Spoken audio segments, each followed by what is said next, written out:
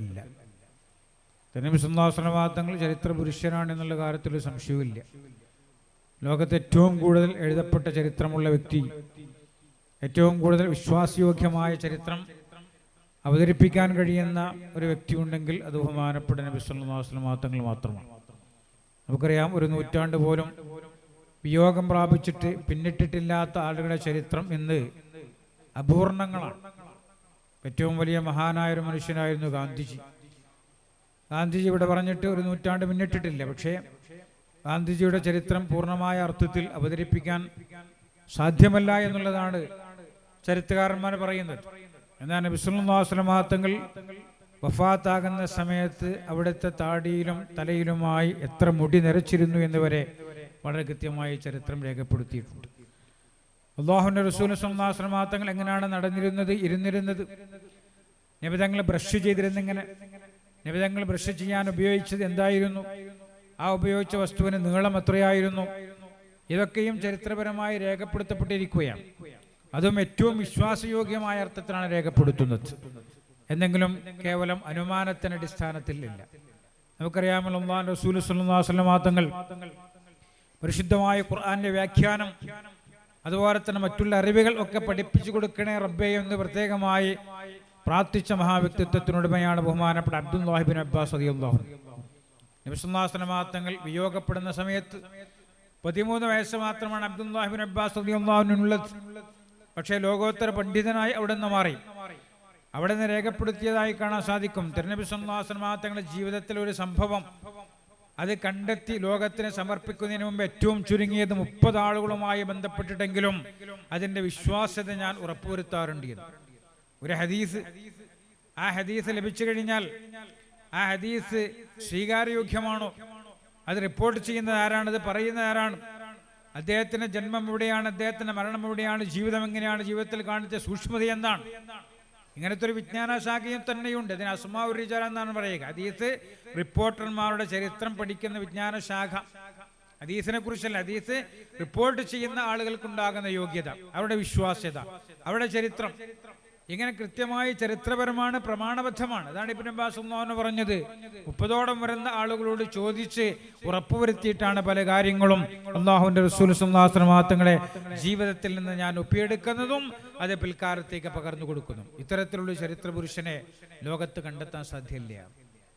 എന്നാൽ അങ്ങനെ കേവലം ഒരു ചരിത്ര പുരുഷൻ എന്നുള്ള അർത്ഥത്തിലല്ല ബഹുമാനപ്പെട്ട നബി സല്ലല്ലാഹു അലൈഹി വസല്ലം തങ്ങളെ നമ്മൾ ആഘോഷിക്കുന്നത്. മറിച്ച് നമ്മുടെ വിശ്വാസത്തിന്റെ ഭാഗമാണ്. നബി തങ്ങളെ സമ്പൂർണ്ണമായി സ്നേഹിക്കാതെ, ഇഷ്ടപ്പെടാതെ, മനസ്സിൽ സൂക്ഷിക്കാതെ, ജീവിതത്തിൽ പകർത്താതെ ഒരിക്കലും തന്നെ പരിപൂർണ്ണ വിശ്വാസിയായി നമ്മൾ മാറുന്നില്ല. തലാത്തും മൻ കുന്ന ഫീഹി വജദ ബിഹിന്ന ഹലാബത്തുൽ ഈമാൻ. നബി സല്ലല്ലാഹു അലൈഹി വസല്ലം തങ്ങൾ പറഞ്ഞു 3 കാര്യങ്ങൾ അതൊരാളിൽ മേരിച്ചു കഴിഞ്ഞാൽ അവൻ ഈമാനിന്റെ മധുരിമ നുകരും. അതിലൊന്നാമത്തെ കാര്യം അയ്യകൂനല്ലാഹു വറസൂലുഹു അഹബ്ബ ഇലൈഹി മിമ്മാ സിവാഹുമാ. അല്ലാഹുവും അവന്റെ റസൂലും മറ്റുള്ള എല്ലാത്തിനേക്കാളും പ്രിയപ്പെട്ടതായി മാറുക എന്നുള്ളത്. അല്ലാഹുവും അവന്റെ റസൂലും, അങ്ങനെയാണ് തന്നെ ചർച്ച. അല്ലാഹു സുബ്ഹാനഹു വ തആല കഴിഞ്ഞാൽ ഏറ്റവും കൂടുതൽ ലോകത്ത് പരാമർശിക്കപ്പെടുന്ന ഒരു നാമമുണ്ടെങ്കിൽ അത് നബി സല്ലല്ലാഹു അലൈഹി വസല്ലം തങ്ങളുടേതാണ്. എന്താണ് നബി തങ്ങളുടെ പ്രത്യേകത? അല്ലാഹുവിനോട് ചേർത്ത് പലയിടങ്ങളിലും നബി സല്ലല്ലാഹു അലൈഹി വസല്ലം തങ്ങളെ സ്ഥാപിക്കുന്നു എന്നുള്ളതാണ്. ഒരാൾ കേവലം അശ്ഹദു അല്ലാ ഇലാഹ ഇല്ലല്ലാഹ് എന്ന് ഉച്ചരിച്ചത് കൊണ്ട് മാത്രം ഇസ്ലാമാകുന്നില്ല. കൂടെ അശ്ഹദു അന്ന മുഹമ്മദ് റസൂലുള്ളാഹ് നബി സല്ലല്ലാഹു അലൈഹി വസല്ലം തങ്ങളെ ചേർത്ത് വെക്കണം. അദ്ദഅവത്തു താമ എന്ന് പറയുന്ന ബാങ്ക്, അതിന്റെ പരിപൂർത്തീകരണം സാധ്യമാകണമെന്നുണ്ടെങ്കിൽ നബി സല്ലല്ലാഹു അലൈഹി വസല്ലം തങ്ങളുടെ പേര് പറയണം. ഇനി പരിശുദ്ധമായ ഖുർആൻ നിങ്ങൾ പരിശോധിച്ച് നോക്കുക. അത്തിഉല്ലാഹ വറസൂല, ഖുർആന്റെ പ്രയോഗം അതാണ്. അല്ലാഹുവിനെ നിങ്ങൾ അനുസരിക്കുക, അവന്റെ റസൂലിനെ അനുസരിക്കുക. അമൻ അസല്ലാഹ വറസൂല, ഖുർആന്റെ പ്രയോഗം. അല്ലാഹുവിനോട് എതിര് ചെയ്താൽ, അല്ലാഹുവിന്റെ റസൂലിനെതിരെ ചെയ്താൽ, ഇങ്ങനെ അല്ലാഹുവിനോട് ചേർത്ത് ബഹുമാനപ്പെട്ട നബി സല്ലല്ലാഹു അലൈഹി വസല്ലം തങ്ങളെ പ്രതിഷ്ഠിക്കുമ്പോൾ വിശുദ്ധ പ്രവാചകൻ ഏറ്റവും ഉയർന്ന ഒരു വ്യക്തിത്വമായി മാറുകയാണ്. ആ നബി സല്ലല്ലാഹു അലൈഹി വസല്ലം തങ്ങളുടെ ജീവിതം എന്ന് പറയുന്നത് അത് സമ്പൂർണമായി കോടാനുകോടി ജനങ്ങൾക്ക് പകർത്താനുള്ളതാണ്. അല്ലാഹുവിന്റെ റസൂലിന്റെ നടത്തം, ഇരുത്തം, നബിതങ്ങൾ ചെയ്ത കാര്യം, നബിതങ്ങൾ തുപ്പുന്ന സമയത്ത് ഏത് ഭാഗത്തേക്കാണ് തുപ്പിയത്, അതിന് പോലും ഇസ്ലാമിൽ പ്രസക്തിയുണ്ട്. വലതുഭാഗത്തേക്ക് തുപ്പാൻ പാടില്ല, ഖിബലയുടെ ദിശയിലേക്ക് തുപ്പാൻ പാടില്ല, ഇടതുഭാഗത്തേക്കോ അതല്ലെങ്കിൽ കാലിന്റെ അടിയിലേക്കൊക്കെയാണ് തുപ്പേണ്ടത് എന്ന് പറയുന്ന ഒരാശയം നമ്മൾ സ്വീകരിക്കുന്നത് അത് ബഹുമാനപ്പെട്ട നബി സല്ലല്ലാഹു അലൈഹി വസല്ലം തങ്ങളുടെ ജീവിതത്തിൽ നിന്നാണ്. അബൂ യസീദുൽ ബിസ്താമി എന്ന് പറയുന്ന സൂഫി വര്യന്റെ ചരിത്രത്തിൽ കാണാൻ സാധിക്കും. അദ്ദേഹം ശിഷ്യന്മാരൊരിക്കൽ വിളിച്ചു പറയുകയാണ്, നമ്മളെ നാട്ടിൽ വളരെ പ്രമുഖനായ സാത്വികനായ ഭൗതിക വിരക്തനായ ആധ്യാത്മവാദിയായ ഒരു മനുഷ്യനുണ്ട്, അദ്ദേഹത്തെ നമുക്ക് സന്ദർശിക്കണം, വലിയ മഹാനാണ്. സന്ദർശിക്കാൻ വേണ്ടി ശിഷ്യന്മാരെ കൂട്ടി പോവുകയാണ്. കുറച്ച് അപ്പുറത്തെത്തി ഏകദേശം ഈ വലിയ മഹാപണ്ഡിതന്റെ സാന്നിധ്യത്തിലെത്താൻ സമയത്ത് അബൂ യസീദുൽ ബിസ്താമി പറഞ്ഞു, നമുക്ക് തിരിച്ചു നടക്കാം. ശിഷ്യന്മാരെ കൂട്ടിയിട്ട് തിരിച്ചു നടക്കാൻ പോവുകയാണ്. ആ സമയത്ത് ശിഷ്യന്മാർക്ക് ജിജ്ഞാസയായി. അവർ ചോദിക്കുന്നു, എന്താണ് കാരണം? ബഹുമാനപ്പെട്ട അബൂ യസീദുൽ ബിസ്താമി റളിയല്ലാഹു അൻഹു പറഞ്ഞത്, ആ മനുഷ്യൻ തന്റെ വീട്ടിൽ നിന്ന് പള്ളി ലക്ഷ്യമാക്കി നീങ്ങുകയാണ്. പക്ഷെ അദ്ദേഹം തുപ്പിയത് നേർദിശയിലേക്കാണ്, ഖിബലയിലേക്കാണ്, മുൻവശത്തേക്കാണ്. തിരുനബി സല്ലല്ലാഹു അലൈഹി വസല്ലം തങ്ങൾ ഒരു അദബ് പാലിക്കുന്നതിൽ സൂക്ഷ്മത പാലിക്കാത്ത ഈ ഒരു മനുഷ്യന്റെ വാക്കുകളിൽ നമുക്ക് വിശ്വാസമില്ല. അദ്ദേഹത്തിന്റെ വിലായത്തിലും ആത്മീയതയിലൊന്നും നമുക്ക് അത്രമാത്രം ഉറപ്പ് കിട്ടുന്നില്ല. അതുകൊണ്ട് തിരിച്ചു നടക്കാമെന്ന്. അപ്പോൾ അല്ലാഹുവിന്റെ റസൂൽ സല്ലല്ലാഹു അലൈഹി വസല്ലം തങ്ങളുടെ ജീവിതം എന്ന് പറഞ്ഞാൽ എൻ്റെ ജീവിതമാണ് എൻ്റെ സന്ദേശമെന്ന് ഒരുപക്ഷെ പ്രമാണബദ്ധമായി ആധികാരികമായി ലോകത്താരെങ്കിലും പറഞ്ഞിട്ടുണ്ടെങ്കിൽ അത് ബഹുമാനപ്പെട്ട നബി സല്ലല്ലാഹു അലൈഹി വസല്ലം തങ്ങളായിരിക്കും. ഒരുപാട് മഹാന്മാർ കഴിഞ്ഞുപോയി. ഞാൻ നേരത്തെ പറഞ്ഞല്ലോ, മഹാത്മാഗാന്ധി നമുക്കൊരിക്കലും തന്നെ മറക്കാൻ കഴിയാത്ത ഉന്നത വ്യക്തിത്വമാണ്. പക്ഷെ അദ്ദേഹം പോലും എൻ്റെ ജീവിതം എൻ്റെ സന്ദേശമാണെന്ന് ധൈര്യപ്പെട്ട് പറഞ്ഞിട്ടില്ല. അദ്ദേഹത്തിൻ്റെ ആരാധകന്മാരായ ആളുകൾക്ക് പോലും അവകാശമില്ല. അദ്ദേഹത്തിൻ്റെ ഏറ്റവും വലിയ ആരാധകനാണ് കേരളത്ത് MN കാരശ്ശേരി. അദ്ദേഹം അടുത്തിടെ ഒരു പ്രത്യക്ഷപ്പെട്ടുകൊണ്ട് പറഞ്ഞത് ഗാന്ധിജിയുടെ ജീവിതത്തിൽ വിമർശന വിധേയമായിട്ട് പല കാര്യങ്ങളുണ്ട്. എന്നിട്ട് അദ്ദേഹം അവസാനം പറഞ്ഞു വെച്ചു, ഗാന്ധിജി തന്നെ ആത്മകഥ രചിച്ചുകൊണ്ട് അതിൻ്റെ ഏറ്റവും അവസാനത്തിൽ പറഞ്ഞത്, എനിക്ക് ബോധ്യപ്പെട്ട ചില സത്യങ്ങളാണ് ഞാൻ ഈ പറയുന്നത്, പക്ഷെ ഇതിൻ്റെ യഥാർത്ഥ സത്യം നിങ്ങൾ കണ്ടെത്തണമെന്നാണ്. എന്നാൽ നബി സല്ലല്ലാഹു അലൈഹി വസല്ലം തങ്ങളുടെ ജീവിതം അങ്ങനെയല്ല. നബി സല്ലല്ലാഹു അലൈഹി വസല്ലം തങ്ങൾ 40 കൊല്ലം മക്കത്ത് ജീവിച്ചപ്പോൾ അവരോട് ചോദിച്ചൊരു ചോദ്യം, അവരം നുഅമ്മിറുക്കും, ഞാൻ നിങ്ങളെ കൂട്ടത്തിൽ 40 കൊല്ലം ജീവിച്ചില്ലേ, വിമർശന വിധേയമായി എന്താണ് നിങ്ങൾക്ക് പറയാനുള്ളത്? ഒന്നും അവർക്ക് പറയാനുണ്ടായിരുന്നില്ല. അൽ അമീൻ എന്നാണ് അല്ലാഹുവിന്റെ റസൂൽ സല്ലല്ലാഹു അലൈഹി വസല്ലം തങ്ങളെ അന്ന് വിശേഷിപ്പിച്ചത്. ഞാൻ കൂടുതൽ വിശദീകരിക്കുകയല്ല. അപ്പോൾ നബി സല്ലല്ലാഹു അലൈഹി വസല്ലം തങ്ങളെ ആഘോഷിക്കേണ്ടതുണ്ട്, പറയേണ്ടതുണ്ട്, അവതരിപ്പിക്കേണ്ടതുണ്ട്. പ്രത്യേകിച്ചും ഇന്നത്തെ ഈ ഘട്ടകാലഘട്ടത്തിൽ വിശുദ്ധ പ്രവാചകന്റെ ദർശനങ്ങൾക്ക് വലിയ പ്രസക്തിയുണ്ട്. ഇന്നത്തെ അവസ്ഥ എന്താണ് നമുക്കറിയാം. മാനുഷിക മൂല്യങ്ങൾ നഷ്ടപ്പെട്ടുകൊണ്ടിരിക്കുകയാണ്. നമ്മൾ ഈ സംസാരിക്കുന്ന സമയത്ത് പോലും ഒരു കൊച്ചു രാജ്യത്തെ നശിപ്പിക്കുന്നതിന് വേണ്ടിയുള്ള തത്രപ്പാടലാണ് ഇസ്രായേലിലുള്ളത്. അതിന് മുമ്പിൽ ലോകം മൗനം പാലിക്കുകയാണ്, ഒന്നും ചെയ്യാൻ കഴിയുന്നില്ല. ഇത്രയും ഒരു ഘട്ടകാലം ലോകത്തൊരു പക്ഷെ ഉണ്ടായിട്ടില്ല. അവിടെയാണ് നമ്മൾ മനസ്സിലാക്കേണ്ട ബഹുമാനപ്പെട്ട നബി സല്ലല്ലാഹു അലൈഹി വസല്ലം തങ്ങൾ ഉയർത്തിപ്പിടിച്ച മാനവിക മൂല്യങ്ങൾ. മനുഷ്യനെ മനുഷ്യനായി കാണാൻ തയ്യാറാവുക, എല്ലാ ആളുകളെയും പരിഗണിക്കുക, ആരും പാർശ്വവൽക്കരിക്കപ്പെടാൻ പാടില്ല, അരികവൽക്കരിക്കപ്പെടാൻ പാടില്ല. അല്ലാഹുവിന്റെ റസൂലിന്റെ ജീവിതം അങ്ങനല്ലേ? നിങ്ങൾ ചിന്തിച്ചു നോക്കിയാൽ നബി സല്ലല്ലാഹു അലൈഹി വസല്ലം തങ്ങളുടെ മുമ്പിലേക്ക് ബുദ്ധിക്ക് വലിയ സ്ഥിരതയില്ലാത്ത ഒരു സഹോദരി കടന്നു വരികയാണ്. എന്നിട്ട് പറയുന്നു, നബി എനിക്കൊരു ആവശ്യമുണ്ട്, എൻ്റെ കൂടെ വരണം. അല്ലാഹുവിന്റെ റസൂൽ സല്ലല്ലാഹു അലൈഹി വസല്ലം തങ്ങൾ ചെയ്യുന്നത് എന്താണ്? ആ സ്ത്രീയുടെ കൂടെ പോയി അവരുടെ ആവശ്യം നിർവഹിച്ച് തിരിച്ചു വരികയാണ്. നബിതങ്ങളുടെ മുമ്പിലിരിക്കുന്ന ഏതെങ്കിലും ശിഷ്യനെ വിളിച്ചിട്ട്, ഈ സഹോദരിക്ക് എന്തോ ആവശ്യമുണ്ട്, പോയി നിങ്ങൾ അത് അന്വേഷിച്ച് നിവർത്തിച്ച് തിരിച്ചു വരുമെന്ന് പറഞ്ഞാൽ മതി. പക്ഷേ നബിതങ്ങൾ ഇരിപ്പിടത്തിൽ നിന്ന് എണീറ്റുകൊണ്ട് ആ സഹോദരിയുടെ കൂടെ പോയി ആ സഹോദരിയുടെ ആവശ്യം നിർവഹിച്ച് തിരിച്ചു വരുന്നു. എന്താണ് അതിൻ്റെ അർത്ഥം? അത്തരത്തിലുള്ള ആളുകളെ പോലും അവഗണിക്കാൻ പാടില്ല. ഒരിക്കൽ രോഗിയായൊരു മനുഷ്യനും, അതും കുഷ്ഠരോഗം എന്ന് പറഞ്ഞാൽ അറപ്പും ഉറപ്പുണാക്കുന്ന അസുഖമാണ്.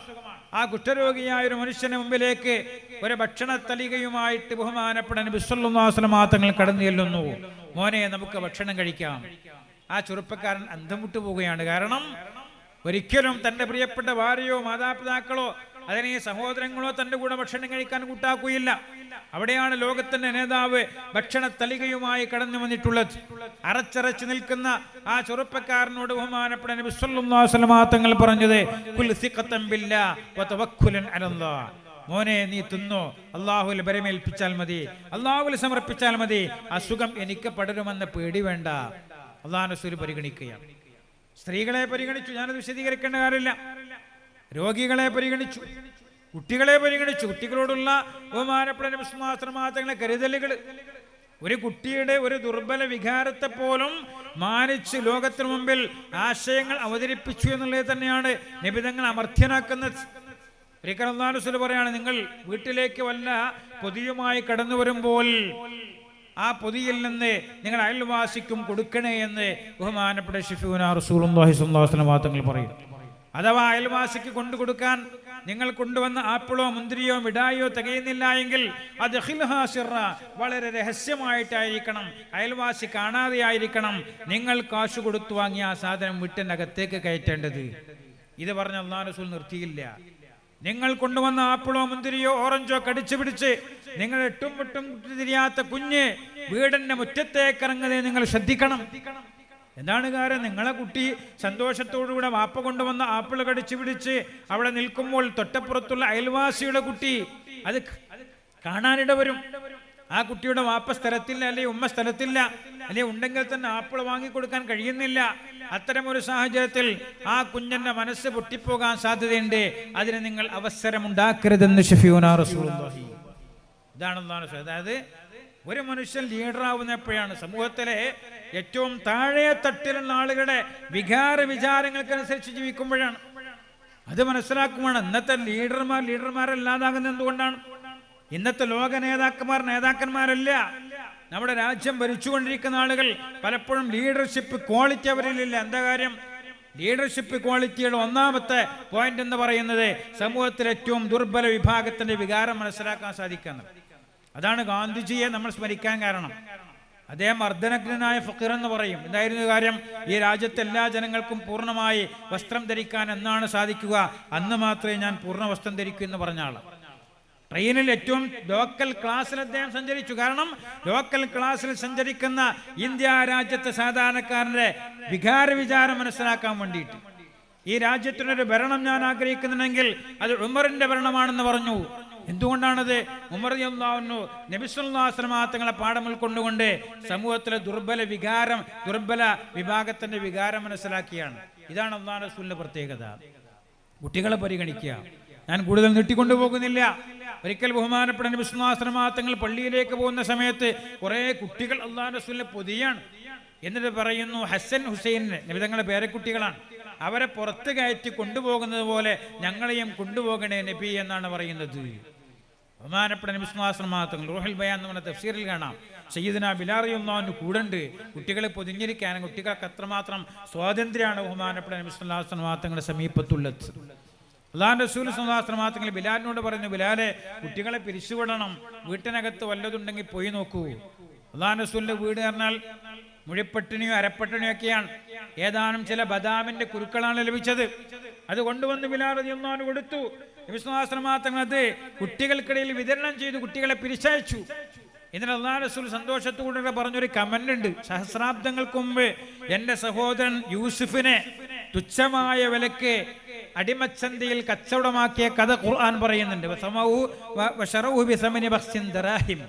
തുച്ഛമായ വിലക്ക് അവർ വിറ്റുകളഞ്ഞു എന്നതുപോലെ എന്നെ ഇപ്പോഴിതാ ഈ കുട്ടികൾ ഈ ബദാമിന്റെ ഏതാനും 8ഓളം വരുന്ന കുരുക്കൾക്ക് വിറ്റുകളഞ്ഞിരിക്കുന്നു എന്ന് തമാശ പറഞ്ഞുകൊണ്ടാണ് നബി സല്ലല്ലാഹു അലൈഹി വസല്ലം തങ്ങൾ പോകുന്നത്. മദീനത്തെ തെരുവോരങ്ങളിലൂടെ അല്ലാഹുവിന്റെ റസൂൽ സല്ലല്ലാഹു അലൈഹി വസല്ലം തങ്ങൾ നടന്നു പോകുമ്പോൾ ഏതാനും കുട്ടികൾ ദഫ്മുട്ടി കളിക്കുകയാണ്. വിശുദ്ധ പ്രവാചകനെ കണ്ട സമയത്ത് ആ കുട്ടികൾ പറഞ്ഞു, നഹ്നു ജവാരിം മിൻ ബനിൻ നജ്ജാരി യാ ഹബ്ബദാ മുഹമ്മദും മിൻ ജാരി ഫമർഹബൻ ബി ദന്നബിൽ മുഖ്താരി വമർഹബൻ ബി സയ്യിദിൽ അബ്റാരി. അല്ലാഹു റസൂലിനെ കണ്ടപ്പോൾ ആ കുട്ടികൾ പാടാണ്, നഹ്നു ജവാരിൻ മിൻ ബനിൻ നജ്ജാരി, ഞങ്ങൾ ബനു നജ്ജാർ ഗോത്രത്തിലുള്ള കുട്ടികളാണ്. യാ ഹബ്ബദാ മുഹമ്മദും മിൻ ജാരി, മുഹമ്മദ് നബി സല്ലല്ലാഹു അലൈഹി വസല്ലം തങ്ങളുമായി ഞങ്ങൾക്ക് പൊക്കിൽ കൂടി ബന്ധമുണ്ട്. കാരണം അല്ലാഹുവിന്റെ റസൂൽ സല്ലല്ലാഹു അലൈഹി വസല്ലം തങ്ങളുടെ അമ്മാവന്മാർ ബനു നജ്ജാറുകാരാണ്. ഫമർഹബൻ ബി ദന്നബിൽ മുഖ്താരി വമർഹബൻ ബി സയ്യിദിൽ അബ്റാരി. സൃഷ്ടികൾ വെച്ച് ഏറ്റവും ഉത്കൃഷ്ടരായ തെരഞ്ഞെടുക്കപ്പെട്ടവനായ പ്രവാചകന മംഗളങ്ങൾ എന്ന് പറഞ്ഞുകൊണ്ട് കുട്ടികൾ പാട്ടുപാടാണ്. അല്ലാഹുവിന്റെ റസൂൽ സല്ലല്ലാഹു അലൈഹി വസല്ലം തങ്ങൾ ആ കുട്ടികളെ കൈവീശി കാണിച്ചുകൊണ്ട് പറയുന്നു, കുഞ്ഞുങ്ങളെ, അല്ലാഹു യഅലമു അന്നി യുഹിബ്ബുകുന്ന, അല്ലാഹുവിനറിയാം ഞാൻ നിങ്ങൾ ഇഷ്ടപ്പെടുന്നുണ്ട്. അല്ലാഹു റസൂൽ സ്വല്ലല്ലാഹു അലൈഹി വസല്ലം തങ്ങൾ ആ കുട്ടികളോടുള്ള സന്തോഷം മറച്ചു വയ്ക്കാതെ തുറന്ന് പ്രകടിപ്പിക്കുകയാണ്. ഇങ്ങനെ സമൂഹത്തിലുള്ള എല്ലാ വിഭാഗം ആളുകളെയും പരിഗണിച്ചു. മറ്റുള്ള മതവിഭാഗം നമുക്കറിയാം, വർഗീയതയും തീവ്രവാദമൊക്കെ ഇന്ന് വളർന്നുകൊണ്ടേയിരിക്കുകയാണ്. അതിനെ പാലൂട്ടി വളർത്തുകയാണ്. അല്ലാഹു റസൂൽ പറഞ്ഞ എന്താ? അത്തരത്തിലുള്ള ചിന്താഗതിക്കാർ ഫലൈസ മിന്ന എന്നാണ്, അവൻ എൻ്റെ പേര് പറയണ്ട എന്നാണ് അല്ലാഹു റസൂൽ സ്വല്ലല്ലാഹു അലൈഹി വസല്ലം തങ്ങൾ പറഞ്ഞത്. നബി സ്വല്ലല്ലാഹു അലൈഹി വസല്ലം തങ്ങളുടെ ഭൃത്യനുണ്ടായിരുന്ന ഒരു ജൂതക്കുഞ്ഞായിരുന്നു ചരിത്രത്തിൽ കാണാമല്ലോ. അല്ലാഹു റസൂൽ സ്വല്ലല്ലാഹു അലൈഹി വസല്ലം തങ്ങൾ പറഞ്ഞ എന്താണ്? ഏതെങ്കിലും ഒരു അമുസ്ലിം സഹോദരനെ അന്യായമായി ഒരു അമുസ്ലിം സഹോദരനെ ഒരാൾ സമീപിച്ചു കഴിഞ്ഞാൽ, അവനോട് പെരുമാറിക്കഴിഞ്ഞാൽ, ഫഅന ഖസ്മുഹു യൗമൽ ഖിയാമ, ജനകോടികൾ ഹാജരാകുന്ന വിചാരണയ്ക്ക് വിധേയമാകുന്ന മഹ്ശറിൽ വെച്ച്, പാരത്തിൽ വെച്ച് ആ മുസ്ലിം സഹോദരനെ ആക്രമിച്ച മുസ്ലിം സഹോദരനെതിരെ നിലകൊള്ളാൻ ഞാൻ ഉണ്ടായിരിക്കുമെന്ന് ബഹുമാനപ്പെട്ട നബി സല്ലല്ലാഹു അലൈഹി വസല്ലം തങ്ങൾ പറഞ്ഞു. തീർച്ചയായിട്ടും ലോകത്തിന് ആ വിശുദ്ധ പ്രവാചകന്റെ ദർശനം അനിവാര്യമാണ്, ആവശ്യമാണ്. അത് ലോകത്തെ മാറ്റിപ്പണിതുകൊണ്ടേയിരിക്കും. അതാണ് 1500 കൊല്ലം പിന്നിട്ടിട്ടും കെടാതെ ബഹുമാനപ്പെട്ട നബി സല്ലല്ലാഹു അലൈഹി വസല്ലം തങ്ങളെ ആഘോഷിക്കാൻ നമ്മുടെ മനസ്സ് വെമ്പൽ കൊള്ളുന്നത്. ആ ആഘോഷത്തിൽ നമ്മൾ പങ്കാളികളാവുക, അല്ലാഹു റസൂലിനെ പാടിപ്പുകഴ്ത്തുക, നബി സല്ലല്ലാഹു അലൈഹി വസല്ലം തങ്ങളുടെ പേരിൽ സംഗമിക്കുക, അല്ലാഹു റസൂലിന്റെ ജീവിത സന്ദേശം നമ്മൾ ലോകത്തിന് പകർന്നു കൊടുക്കുക. ഒരൊറ്റ കാര്യം കൂടി പറഞ്ഞുകൊണ്ട് ഞാൻ അവസാനിപ്പിക്കുകയാണ്. നമ്മുടെ സമയം പരിമിതപ്പെട്ടതുകൊണ്ടാണ് നീട്ടിക്കൊണ്ടു പോകാത്തത്. അഥവാ ബഹുമാനപ്പെട്ട നബി സല്ലല്ലാഹു അലൈഹി വസല്ലം തങ്ങളുടെ ചര്യ എന്ന് പറഞ്ഞാൽ കുറെ സുന്നത്ത് നിസ്കരിക്കലും നോമ്പനുഷ്ഠിക്കലും ദിക്ർ ചൊല്ലലും സ്വലാത്ത് ചൊല്ലലും മാത്രമാണ് നമ്മൾ മനസ്സിലാക്കി പോകരുത്. ഏറ്റവും വലിയ ചര്യ എന്ന് പറഞ്ഞാൽ നബി തങ്ങളുടെ സ്വഭാവമാണ്. ഇന്നി ബുഇസ്തു ലിഉതമ്മിമ മസാലിഹൽ അഖ്ലാഖ്, എല്ലാവിധ സൽസ്വഭാവത്തിൻ്റെയും സമ്പൂർത്തീകരണത്തിന് വേണ്ടിയിട്ടാണ് എന്നെ നിയോഗിക്കപ്പെട്ടത്. തിരുറൗദയിൽ ചെന്നാൽ അവിടെ എഴുതി വെച്ച ഖുർആനിക വാക്യം നമുക്ക് കാണാം, വഇന്നക ലഅലാ ഖുലുഖിൻ അദീം. നബി ഞങ്ങൾ ഏറ്റവും വമ്പിച്ച സ്വഭാവത്തിൻ്റെ ഉടമസ്ഥനാണ്. ആ നബി തങ്ങളുടെ സ്വഭാവം നമ്മളെ ജീവിതത്തിലേക്ക് പകർത്താൻ വേണ്ടി ശ്രമിക്കുക എന്നുള്ളതാണ്. ഇതിനെന്ത് വേണം? നമ്മളെ പെരുമാറ്റം നന്നാക്കണം. ഭാര്യയോടുള്ള പെരുമാറ്റം, ഭർത്താവിനോടുള്ള പെരുമാറ്റം, മക്കളോടുള്ള പെരുമാറ്റം, അയൽവാസിയോടുള്ള പെരുമാറ്റം, കുടുംബക്കാരോടുള്ള പെരുമാറ്റം, അപരിചിതനോടുള്ള പെരുമാറ്റം. ഇന്ന് ആ വിഷയമൊക്കെ പറയുകയാണെങ്കിൽ ധാരാളം പറയാനുണ്ട്. പലപ്പോഴും നമ്മൾ നോമ്പ് നിസ്കാരവും കാര്യങ്ങളൊക്കെ ഉണ്ട്, പക്ഷേ ഈ പെരുമാറ്റ ശാസ്ത്രത്തിൽ പരാജയപ്പെട്ടു പോകുന്ന ഖേദകരമായ അവസ്ഥയുണ്ട്. അപകടകരമാണത്. നമ്മളെപ്പോഴും ചിന്തിക്കേണ്ടതുണ്ട്. നമ്മളെ പെരുമാറ്റം നന്നാക്കുക എന്നുള്ളത് അള്ളാഹുവിന്റെ സുന്നത്ത്. അതാണ് സയ്യിദുനാ അനസ് റളിയല്ലാഹു തആല അൻഹുവിനോട് ബഹുമാനപ്പെട്ട നബി സല്ലല്ലാഹു അലൈഹി വസല്ലം തങ്ങൾ പറഞ്ഞത്. 10 കൊല്ലം അള്ളാഹുവിന്റെ റസൂലിന് സേവനം ചെയ്ത മഹാനാണ് ബഹുമാനപ്പെട്ട അനസ് റളിയല്ലാഹു അൻഹു. മോനെ, എല്ലാ ദിവസവും നിനക്ക് വലൈസ ഫീ ഖൽബിക ഗിശ്ശുൻ ലിഅഹദിൻ ഫഫ്അൽ, ഒരാളോടും മനസ്സിൽ വെറുപ്പില്ലാതെ വിദ്വേഷമില്ലാതെ കടന്നു പോകാൻ കഴിയുമെങ്കിൽ നീ അതാണ് ചെയ്യേണ്ടത്. വദാലിക മിൻ സുന്നത്തി, അതെന്റെ ചര്യയിൽപ്പെട്ടതാണ്. വമൻ അഹ്യാ സുന്നത്തി, എന്റെ ചര്യ സജീവമാക്കിയവൻ അഹബ്ബനി, എന്നെ ഇഷ്ടപ്പെട്ടവനാണ്. വമൻ അഹബ്ബനി കാന മഈ ഫിൽ ജന്ന, എന്നെ ഇഷ്ടപ്പെട്ടവൻ എൻ്റെ കൂടെ സ്വർഗ്ഗത്തിലാണെന്ന് ശഫീഉനാ റസൂലുള്ളാഹി. അപ്പോൾ നബിതങ്ങളുടെ ചര്യയിൽ ഏറ്റവും പ്രധാനം അത്. ഇത് നമുക്ക് നഷ്ടപ്പെട്ടുകൊണ്ടിരിക്കുക. നമുക്ക് വിദ്യാഭ്യാസം ഉണ്ട്, വിവരമുണ്ട്, കുറെ ക്വാളിഫിക്കേഷൻ ഉണ്ട്, സോഷ്യൽ സ്റ്റാറ്റസ് ഉണ്ട്, സാമ്പത്തികമായ ശേഷിയുണ്ട്, പക്ഷേ എന്തറിയില്ല, പെരുമാറ്റശാസ്ത്രം അറിയില്ല.